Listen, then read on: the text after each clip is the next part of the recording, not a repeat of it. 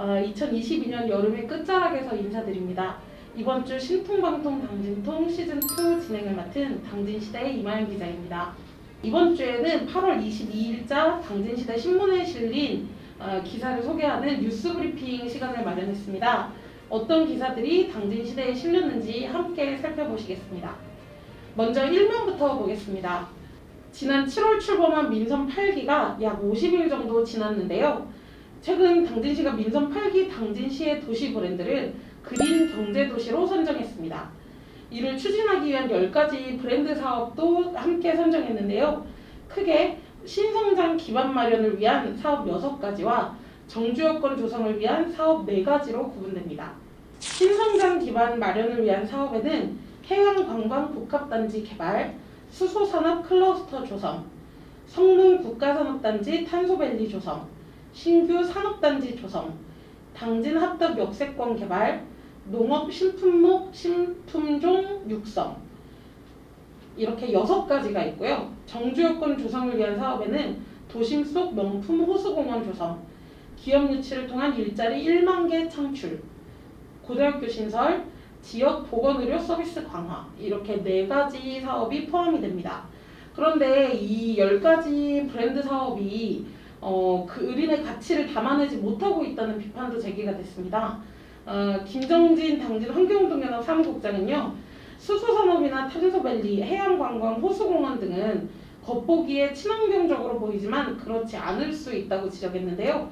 그린이 아닌 토건 사업이 될 수 있다고 우려했습니다. 또 한편으로는 이 10가지 브랜드 사업이 민선 8기의 어떤 주요한 사업이지만 별로 특별할 게 없는, 그동안에 계속 나왔던 사업이다라는 지적도 있었는데요.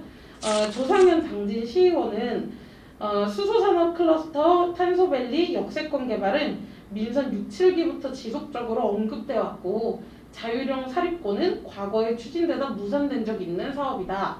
호수공원 등 오성원 시장이 일부 새로운 사업을 제시했지만 타당성이 검증되지 않았다면서 민선 8기에서 시민들에게 제시한 주요 사업이 전체적으로 특별하거나 새롭지 않다고 비판했습니다. 다음 기사입니다. 다음 기사는 신성대 태권도 코치가 학생을 성폭행했다는 주장이 제기되면서 좀 지역사회 파문이 일고 있는데요. 신성대 태권도 외교학과에 근무하는 국가대표 출신의 한 코치가 학과 여학생을 성폭행에 충격을 주고 있습니다.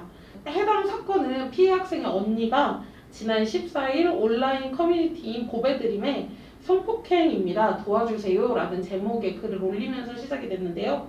해당 글에 따르면 신성대 태권도 외교학과 학생 12명은 지난 13일 그리고 14일 이렇게 1박 2일로 경주로 MT를 떠났다고 합니다. 이날 자리에는 코치도 함께 했는데요. 한 펜션을 빌린 이들은 오전에 일정을 하고 저녁에 그 숙소에 와서 술을 마시고 피해 학생들이 좀 술에 취하자 동기들이 이 학생을 방으로 눕혔다고 해요. 그런데 피해 학생이 잠든 사이에 코치가 그 방에 들어가서 성폭행을 했다고 합니다. 피해 학생이 잠에서 깨면서 성폭행 상황이 중단되긴 했지만 피해 학생이 이제 울면서 그 동기에게 이 사안에 대해서 이야기를 하고 또 가족들한테 이 사안에 대해서 이야기를 했고요. 다음날 코치가 찾아와서 사과를 했다고 진술했습니다. 신성대학교 측에서는 문체부 산하의 스포츠윤리센터에서 해당 코치의 성폭행 관련 조사가 이루어지도록 조치했다라고 밝혔고요. 그러나 이 태권도 외교학과 자체적으로 이 코치를 채용한 상황이어서 태권도학과에서 이 문제를 처리하고 있다고 밝혔습니다. 태권도 외교학과의 입장을 듣고자 몇 차례 연락을 했는데 닿지 않은 상황입니다.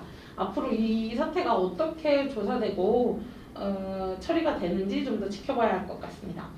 네, 다음 소식은 8면 복지면에 실린 당진 시니어클럽의 노화 카페에 대한 이야기입니다. 당진 시니어클럽에서는 어르신들에게 다양한 일자리를 제공하기 위해서 시니어 바리스타를 양성해 왔습니다.